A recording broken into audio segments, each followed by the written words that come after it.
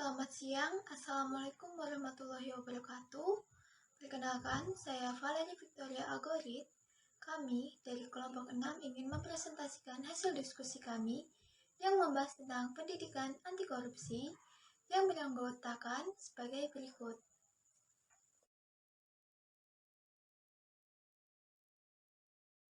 Pengertian korupsi. Menurut Kamus Besar Bahasa Indonesia, korupsi adalah tindakan penyelewengan atau penyalahgunaan uang negara, perusahaan, organisasi, yayasan, dan sebagainya untuk keuntungan pribadi atau orang lain. Kata korupsi berasal dari bahasa Latin corruptio atau corruptus. Korupsi memiliki arti beragam, yakni tindakan merusak atau menghancurkan.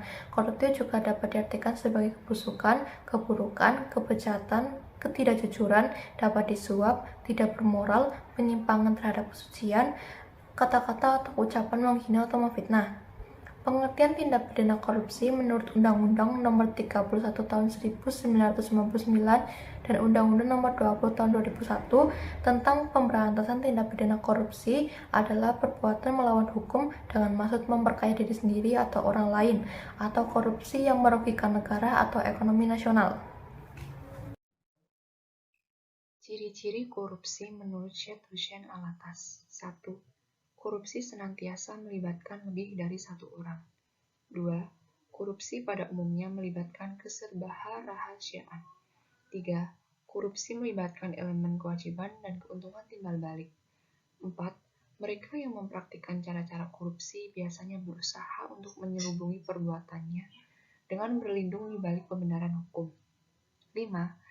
Mereka yang terlibat korupsi adalah mereka yang menginginkan keputusan-keputusan yang tegas, dan mereka yang mampu untuk mempengaruhi keputusan-keputusan itu. 6. Setiap tindakan korupsi mengandung penipuan. 7. Setiap bentuk korupsi adalah suatu pengkhianatan kepercayaan. 8. Setiap bentuk korupsi melibatkan fungsi ganda yang kontradiktif dari mereka yang melakukan tindakan itu. 9. Suatu perbuatan korupsi melanggar norma-norma tugas dan pertanggungjawaban dalam tatanan masyarakat. Bentuk korupsi.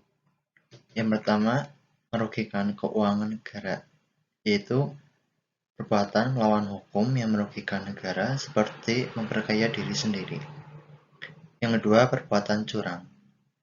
Melakukan perbuatan curang agar bisa menyelamatkan atau menguntungkan satu pihak.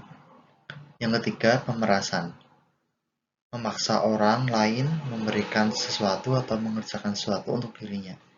Yang keempat ada gratifikasi, yaitu pemberian uang atau natura secara cuma-cuma baik di dalam maupun di luar negeri. Yang kelima ada suap menyuap, yaitu pemberian uang atau menerima uang yang dilakukan oleh siapapun yang memiliki suatu tujuan tertentu. Yang keenam, penggelapan dalam jabatan, yaitu menyalahgunakan wewenang atas suatu jabatan yang dimiliki. Dan terakhir, benturan kepentingan dalam pengadaan, yaitu memiliki kepentingan pribadi atas wewenang yang dimiliki sehingga dapat mempengaruhi kinerja. Faktor penyebab korupsi terdiri dari 3 aspek. Aspek yang pertama adalah aspek internal, yang kedua adalah aspek organisasi, yang ketiga adalah aspek tempat. Aspek internal meliputi 1. Sifat selalu merasa kurang, yang kedua adalah moralnya lemah, 3. Penghasilan kurang mencukupi, 4. Yaitu gaya hidup yang konsumtif. Dari aspek organisasi, 1. Kurangnya sikap keteladanan pimpinan, 2. Kurangnya sistem akuntabilitas yang benar, 3. adalah manajemen cenderung menutupi korupsi di dalam organisasi. Dari aspek tempat, 1. Nilai di masyarakat memungkinkan untuk korupsi, 2. Aspek perundang-undangan, 3. Masyarakat kurang sadar korupsi bisa dicegah dan diberantas. Partisipasi serta peran masyarakat dalam pemberantasan korupsi. Dalam pasal 2, Peraturan Pemerintah Nomor 43 Tahun 2018, peran serta masyarakat ini diwujudkan dalam 5 bentuk. Yang pertama, mencari, memperoleh, dan memberikan informasi atas dugaan terjadinya korupsi. Yang kedua, mendapatkan pelayanan dalam mencari dan memberikan informasi terkait dugaan terjadinya korupsi kepada penegak hukum yang menangani perkara tindak pidana korupsi. Yang ketiga, menyampaikan saran dan pendapat secara bertanggung jawab kepada penegak hukum yang menangani perkara korupsi. Yang keempat, memperoleh jawaban atas pertanyaan tentang laporan yang diberikan kepada penegak hukum. Dan yang terakhir, memperoleh perlindungan hukum.